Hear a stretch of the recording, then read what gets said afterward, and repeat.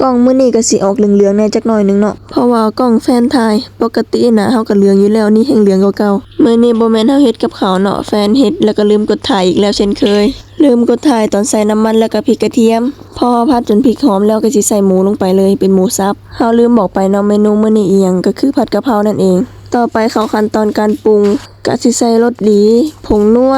น้ำตาลซอสหอยแล้วก็ซีอิ๊วดำเพิ่มความสวยงามเนาะใส่ซีอิ๊วดำเพื่อให้สีมันเข้มแน่จักหน่อยนึงคำบ่ใส่ก็คือสีมันจืดโพดเป็นเมนูเคลียร์ตู้เย็นเนาะเพราะว่าหมูสับก็อยู่หลายมื้อแล้วคำป้าเอาไว้ดนก็นี่ก็ยันหมูมันเสียเนาะเสียดายหมูแล้วเฮาก็สิผัดให้มันเข้ากันเนาะรสชาติก็ตามที่เฮามักเลยต่อไปเฮาก็สิใส่ใบกะเพราลงไปเลยใบกะเพรามื้อนี้มีน้อยเดียวร้านที่เฮาซื้อประจำก็คือเบิดแล้วร้านนี้ขายดีเนาะอีก2ร้านก็คือปิดได้ยินเสียงก๊อกแก๊กอยู่ข้างๆบ่นั่นแหละออร์เกสมานอนอยู่ข้างๆนี่รู้สึกว่าเสียงมื้อนี้สิแหบๆแหน่จักหน่อยนึงเพราะว่าเจ็บคอหน้าหนาวแล้วเนาะอากาศมันเปลี่ยนคนเบิ่งก็อย่าลืมรักษาสุขภาพกันเด้อ